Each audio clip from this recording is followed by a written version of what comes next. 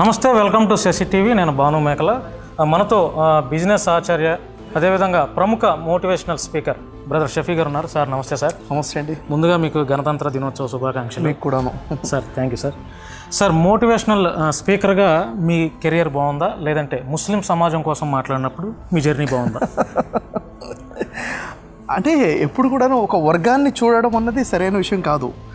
We are Indians కోసం ఎంత service ఇవ్వాలన్నది దాని మీదనే ఉంటుంది తప్ప ఈ ఒక సెక్ట్ కోసం, ఒక కమ్యూనిటీ కోసం సర్వీస్ అనేది ఎప్పుడు నా ఆలోచన లేదు అది. సార్, అంటే ముస్లిం సమాజం కోసం మాట్లాడుతున్నప్పుడు సార్, మీరు అంతే సబ్జెక్టుగా, అంటే మీకున్నటువంటి సబ్జెక్టు నాలెడ్జ్, అంటే ఒక ఖురాన్ మాత్రమే కాకుండా మిగతా రామాయణం, మహాభారతం, అదేవిధంగా బైబిల్ మీద కూడా మీకు చాలా పట్టు ఉంది, జ్ఞానం ఉంది.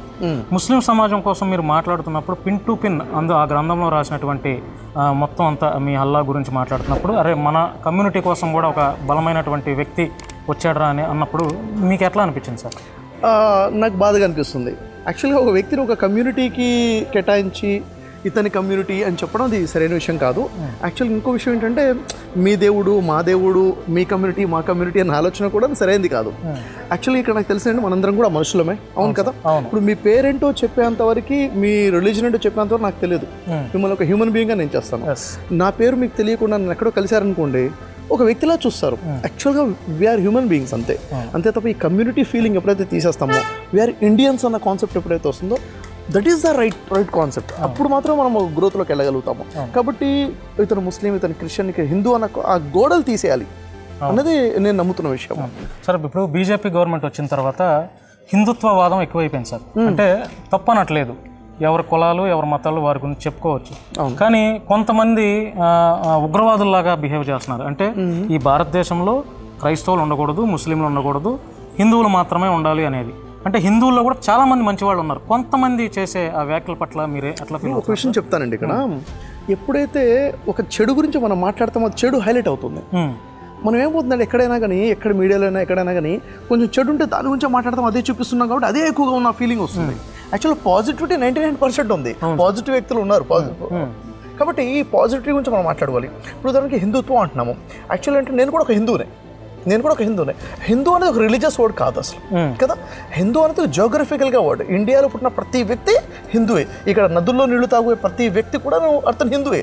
అంటే మీరు నన్ను ఒక హిందూగానే గుర్తించాలి. ఒక హిందూ నేను జియోగ్రఫికల్గా చూసుకుంటే. స్పిరిచువల్గా, రిలీజియస్ ప్రకారంగా చూసుకుంటే ఇక్కడ ఉన్న మేము హిందువులు అని చెప్పుకునే వాళ్ళు ఎవరున్నా వీళ్ళు యాక్చువల్గా వైదికులు అనమాట.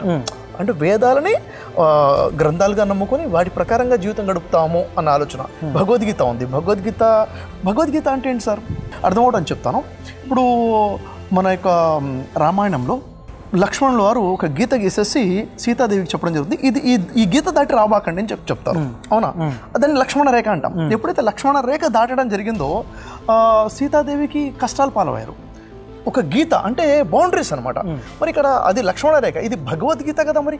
మరి ఎప్పుడైతే భగవంతుడు గీత గీసాడో ఆ గీత అంటే ఏంటి, డూస్ అండ్ డోంట్స్, నియమాలు ఏంటి అవి తెలుసుకొని ఆ కట్టుబాట్లలో, ఆ నియమాలలో, ఆ పద్ధతుల్లో, దేవుడిచ్చిన బౌండరీస్లో ఎప్పుడైతే ఉంటామో అందరం ప్రశాంతంగా ఉంటాం. కాబట్టి హిందువులలో కొంతమంది ఇలా బిహేవ్ చేస్తున్నారు రూడ్గా, క్రైస్తవుల్లో కొంతమంది ఉండొచ్చు, ముస్లింలు ఉండొచ్చు. వాళ్ళను హైలైట్ చేత వాళ్ళ నుంచి మాట్లాడొద్దు అని చెప్తాను. ఎప్పుడు కూడా మంచి గురించి ఎంత మాట్లాడుకుంటామో అంతే మంచి పెరుగుతుంది. సో సనాతన ధర్మమైనా కానీ, ఏదైతే సనాతన ధర్మం చెప్పుకున్నాం అంటే వైదిక ధర్మం ఏదైతుందో, వైదిక ధర్మం చెప్తుంది సర్వజన సుఖినో భవంతు, అందరూ కూడా సుఖంగా ఉండాలని చెప్పేసి. బైబిల్ చూస్తే నిన్ను వాళ్ళని పొరుగువారిని ప్రేమించమని చెప్తాం. అంటే ఎక్కడ నీకు పొరుగు క్రైస్తవుడు అని చెప్పట్లేదు ఇక్కడ, అవునా. ఇక్కడ సర్వజనం అన్నారు, సర్వ హిందూ అని చెప్పలేదు. జనులందరూ ఒకటే అనమాట. అది ఖురాన్ని చూసుకుని మానవులు నీ కోసం ఏది ఇష్టపడతావో నీ పక్కనున్న నీ పొరుగువాడి కోసం అదే ఇష్టపడమన్నారు. పొరుగువాడు ఎవడైనా కావచ్చు. కాబట్టి ఈ గోడలు మధ్యలో ఎవరైతే పెట్టారో, నువ్వు హిందువు, నువ్వు క్రైస్తవుడు, నువ్వు ముస్లిం, నీ ముస్లిం కాబట్టి ముస్లింనే ప్రేమించు, ఇవన్నీ కూడాను కొంతమంది తెలియనివారు, గ్రంథ జ్ఞానం లేనివారు, ధర్మ జ్ఞానం లేనివారు. ఏ గ్రంథమైనా ఇతరులను ప్రేమించండి, గౌరవించండి అనే చెప్తుంది కదా సార్. అంతే కదా, అంతే కదా చెప్తుంది, ఏం చెప్పదు సార్. ఇప్పుడు మొన్న మీరు ఫ్లైట్లో రాధా మనోహర్ దాస్తో జర్నీ చేశారు. ఆ జర్నీలో మీకు ఏమర్థమైంది సార్ అతని గురించి? అంటే కొన్ని మాటలు మాట్లాడారు. చక్కటి వ్యక్తి, ఒక మంచి వ్యక్తి, ధర్మం కోసం పాటుపడాలన్న అనే ఆలోచన ఉన్న వ్యక్తి, సమాజానికి ఒక అంటే మతాలు వేరుగా చూడబాకండి, మత మార్పిళ్ళు చేయబాకండి, మనుషులుగా బతకండి అన్న ఆలోచన కోసం తను పాటుపడతా నాకు మంచిగా అనిపించింది సార్. ఇప్పుడు అట్లా చెప్పడం తప్పులేదు సార్. ఇప్పుడు క్రిస్టియన్స్ని, ముస్లిమ్స్ని, క్రిస్టియన్స్ ఏమో పరాయి ఎడారి మతాలని, ముస్లిమ్స్లేమో పాకిస్తాన్ ఉగ్రవాదుల్లాగా ఎక్కువ మాట్లాడుతూ ఉంటారు. అంటే బహుశా మీది పక్కన కూర్చున్నప్పుడు ఆయన మాట్లాడలేదేమో కానీ ఇంటర్వ్యూస్లో ఎక్కడ చేసినా కూడా ప్రధాన మనోహర్ దాస్ అలాగే మాట్లాడారు. ఏమంటానంటే ఎవరైనా మంచి చెప్తున్నారు, చెడు చెప్తున్నారు, చెడుని హైలైట్ చేయద్దు. ఒకవేళ చూడండి, ఏదైనా ఒక విషయం చెప్తున్నారండి, దానివల్ల ఎవరైనా మనోభావాలు దెబ్బతింటున్నాయి, అలాంటి విషయాల్ని మనం ఎక్కువ మాట్లాడుకోవడం వల్ల ఇంకా 10 మందికి తెలుస్తాయి. అవునా లేదా? మనం ఏంటంటే సమాజంలో ఎక్కడైనా చెడు వ్యాపిస్తుందంటే కారణము చెడ్డవారు కాదు, మంచివారు మౌనంగా కూర్చోవడము. కాబట్టి మనం మంచిగా మాట్లాడుకుంటూ హ్యుమానిటీ గురించి, బ్రదర్హుడ్నెస్ గురించి, మన ఇండియా గురించి, నేషనాలిటీ గురించి ఎంత మాట్లాడతామో అప్పుడు ఇదే హైలైట్గా ఉంటుంది. కాబట్టి ఒక వ్యక్తిలో ఉన్న మంచి గురించి మాట్లాడుకుందాము. తను డివైడ్ అండ్ రూల్ పాలసీలో ఉన్నారు, మీ మతం వేరు మా మతం వేరుగా, అలాంటి మాట తీసుకోవద్దు మనం. అవునా కదా? ఇది ఎడారి మతాలు అంటే నిజానికి ఎడారి మతాలు అంటే ఎస్, వాస్తవానికి ఎక్కడి నుంచి పుట్టింది, ఖురాన్ ఎక్కడ పుట్టిందంటే అక్కడ అవతరించింది అరబీలో. మరి అరేబియా అంటే ఎడారి ప్రాంతం కదా. వెటకారంగా చెప్తున్నారు, సబ్జెక్ట్ వైజ్ మాట్లాడవచ్చు. వెటకారంగా మాట్లాడితే ఎవరి సంస్కారం వాళ్ళతో వస్తారు, అది ఎవరి సంస్కారం వాళ్ళతో. బీ పాజిటివ్ అంటాను. సొసైటీ మొత్తం నెగిటివిటీ ఉంది సార్, మీరు ఒక్కరే సమాజం మొత్తం నెగిటివిటీ ప్రయాణం చేస్తారు. లేదండి, యాక్చువల్గా ఏంటంటే నేను చూస్తున్నాను కదా, సమాజంలో 99.9% పాజిటివ్ ఉన్నారు, ఎక్కడో 0.1% నెగిటివిటీ ఉంది. దాన్ని మనం 100%గా చూస్తున్నాం, భూతత్వంలో చూస్తున్నాము. ఈరోజు భారతదేశం చూడండి, నేను అనేక దేశాలు చూశాను, ఎన్నో దేశాలు చూశాను కాబట్టి నేను చెప్పగలుగుతాను, భారతదేశం లాంటి కంట్రీ నాకు కనపడలేదు ఎక్కడ కూడా. ఎందుకంటే ఇక్కడ ఉన్నటువంటి ఫ్లేవర్స్, ఇక్కడ ఉన్నటువంటి మతాలు, కులాలు, అనేక సంస్కృతుల్లో ఉండి యూనిటీ ఉంది. It's a great thing sir. అందుకే అంటాం సారే జహాన్ సే అచ్చా హిందూసితా హమారా హమారా అని చెప్తాను. ఎందుకంటే Hindustan it's a great place, the great place. Sir భవిష్యత్తులో పాలిటిక్స్లోకి ఎంటర్ ఆలోచన ఏమన్నా ఉందా సార్? లేదు సార్, యాక్చువల్గా ఏంటంటే నా ఫోకస్ ఎక్కడ ఉంది, నేనేం చేద్దాం అనుకున్నాను, ఎంతకాలం బతుకుంటామో తెలియదు. వ్యక్తి నిర్మాణం ద్వారానే కుటుంబ నిర్మాణము, సమాజ నిర్మాణము, దేశ నిర్మాణం జరుగుతుంది. వ్యక్తి నిర్మాణం అంటే వ్యక్తి యొక్క వ్యక్తిత్వం కదా. మీరున్నారు సార్, ఒక పర్సనల్గా మీరు ఎలా ఉన్నారు, మీ మైండ్ సెట్ ఎలా ఉంది, మీ మానసిక ఆరోగ్యం, శారీరక ఆరోగ్యం ఎలా ఉంది, మీ కుటుంబంలో ఒక హస్బెండ్గా, ఒక సన్గా, ఒక ఫాదర్గా మీరు ఎలా ఉన్నారు అంటే ఒక వ్యక్తి ఆలోచనలు నిర్మించడం ద్వారా కుటుంబము, సమాజము, దేశం నిర్మించబడుతుంది.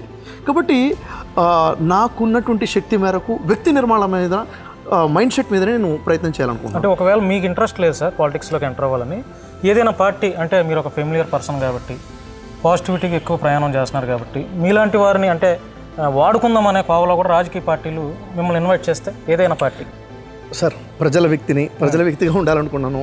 ఏ పార్టీ కూడా అందరి కోసం లేదు. ఒక పార్టీలో ఉన్నామంటే ఇంకొక పార్టీ ఉంటుంది, అపోజిషన్ అనేది ఉంటుంది. బట్ అలా కాకుండా ఎప్పుడు కూడా ప్రజలందరి కోసము ఉండాలన్న విధంగానే ఉన్నాను నేను. సార్ రామాయణం ఎన్నిసార్లు చదువుంటారు, ఖురాన్ ఎన్నిసార్లు చదివారు, బైబిల్ ఎన్నిసార్లు చదివారు? సార్ ఎన్నిసార్లు చదివాము అన్న క్వశ్చన్ నాకు తెలిసి మాట్లాడుకోవడం అవసరం లేదు, ఎంత అర్థమైంది అంతే. ఓకే సార్, ఎంత అర్థమైందంటే ఇప్పుడు రామాయణం చదివాము, రామాయణం చదివితే రాములు ఒక ఇన్స్పిరేషన్ పర్సనాలిటీ కనపడ్డారు మనకి. గ్రేట్, ఒక పుణ్యపురుషుడు. రాముల వారి జీవితాన్ని చూసుకుంటే గ్రేట్ ఇన్స్పిరేషన్ ఉంది. ఒక హస్బెండ్గా, ఒక సన్గా, ఒక కింగ్గా ఎలా ఉండాలి, అవునా లేదా? ఉదాహరణ చూడండి, రాముల వారి జీవితంలో చాలా కష్టాలు వచ్చాయి. చూసుకుంటే అడుగడుగునా కష్టాలే, కానీ ఎప్పుడు చిరునవ్వుతూనే ఉన్నారు, అవునా లేదా? అదే రాముల వారిని అడిగినా కానీ ఇన్ని కష్టాల్లో కూడా ఇంత చిరునవ్వుతో ఎలా ఉన్నారు, ఇంత స్థితప్రజ్ఞత ఎలా ఉంది? ఇప్పుడు జనరల్గా ఎలా అంటారు, కష్టాల్లో కృంగిపోతారు కదా, సంతోషంలో నిలబడతారు. అలా కాకుండా ఎప్పుడు స్టాండ్ ఎలా ఉందంటే అంతా కూడా విధాత సంకల్పం అని చెప్తారు రాములు వారు. అంటే పైన ఒక విధాత ఉన్నాడు, ఆయన సంకల్ప ప్రకారంగా జరుగుతుంది అని తెలియకుండా ఏది జరగదని ఎప్పుడైతే స్ట్రాంగ్గా నమ్ముతామో అన్నింటినీ తీసుకుంటాం మనం, అవునా లేదా? అంటే నాకేమో ఒక ఓటమి కనిపించవచ్చు, నిజానికి అది ఓటమి కాదు, దాంట్లోంచి లెర్నింగ్ పాయింట్ ఉంటుంది మనకి, ఒక ఇన్స్పిరేషన్ అనమాట. బైబిల్ చదివితే యేసువారి జీవితం నుంచి లెర్నింగ్స్ ఉన్నాయి, మొహమ్మద్ ప్రవక్త జీవితం నుంచి లెర్నింగ్స్ ఉన్నాయి, ప్రతి పుణ్యపురుషుడి జీవితం నుంచి లెర్నింగ్స్ ఉన్నాయి మనకి.